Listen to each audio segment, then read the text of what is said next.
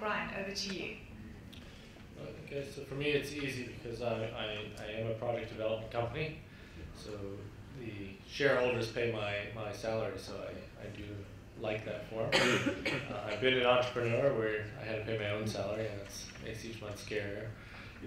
But when you take it beyond sort of the practical and you get into the theoretical of what works, I think at the end of the day, human resources is what drives development, and you have to get behind teams of people. There's no question about supply and demand of power needs in Africa or transportation or infrastructure needs in Africa. The demand is there. Therefore, there's bankable projects. It's a question of human resource know-how to walk these projects through a very long and complex process to success.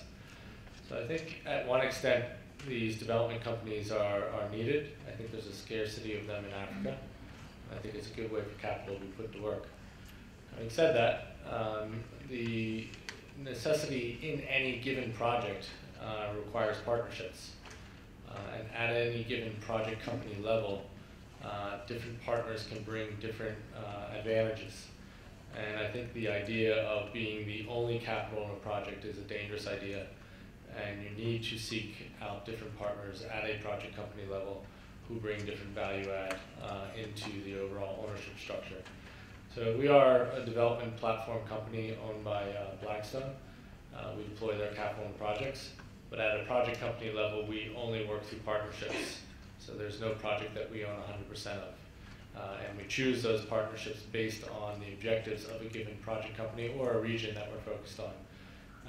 And try to add the value that ultimately will make us successful on a given project. So it's a positive view on both.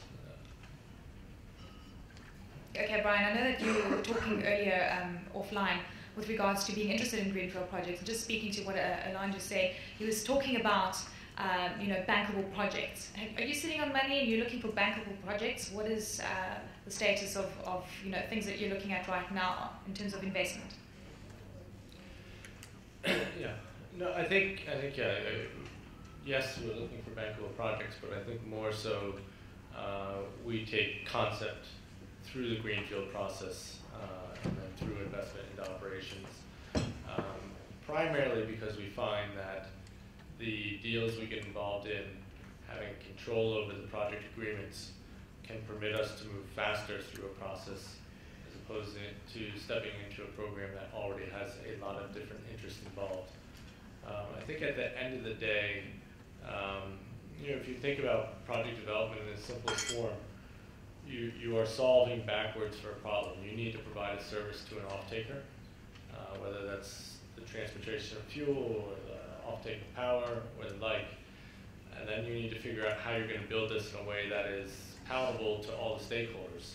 So that requires environmental investment, it requires social investment, it requires the delivery of a quality product in a way that meets the bankable requirements of the lending facility and your investors.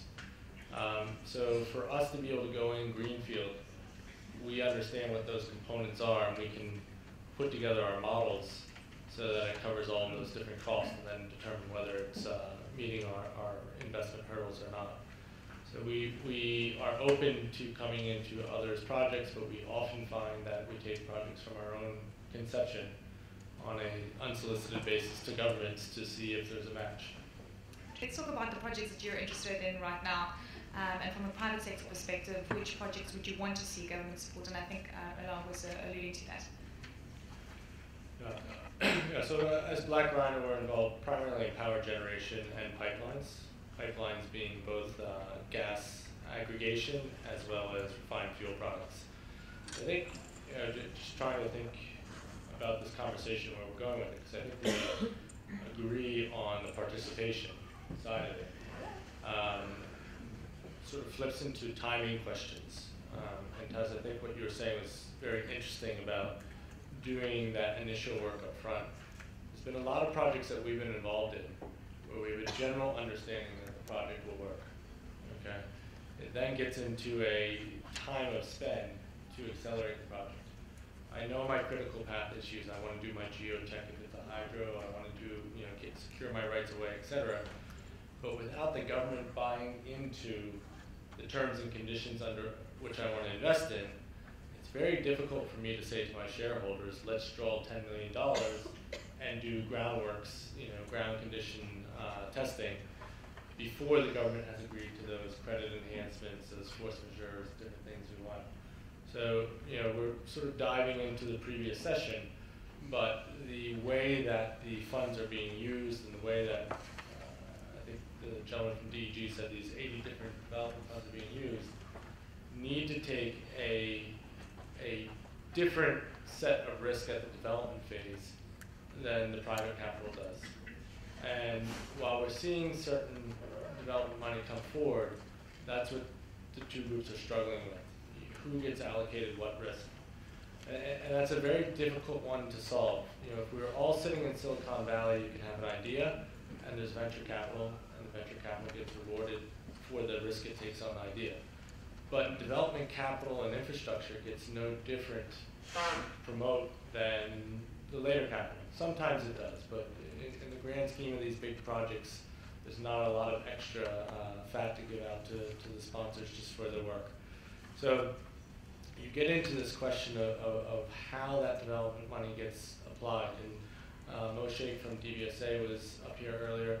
DBSA is looking at non-recourse loans during development time. You have infrastructure taking development risk.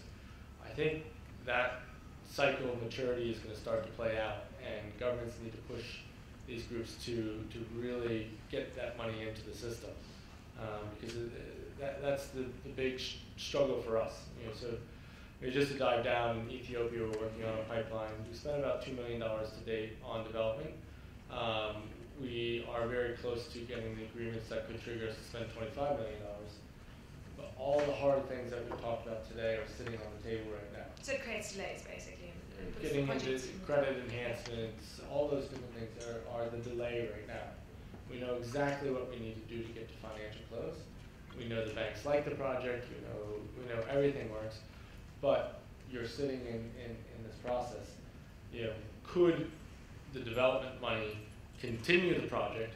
I'm not saying we shouldn't have these negotiations with the government. They're healthy to a certain extent, but it puts everything else on hold while we are trying to figure out these issues.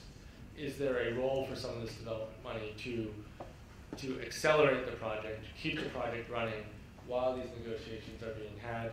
And if it doesn't work out with the private financer, great, then the work goes to the ownership of the government. But that sort of creative thinking has to start happening.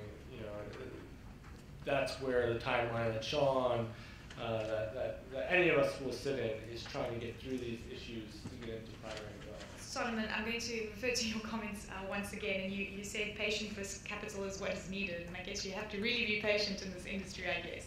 Doing business in Africa, you can't afford to be without Africa Investor.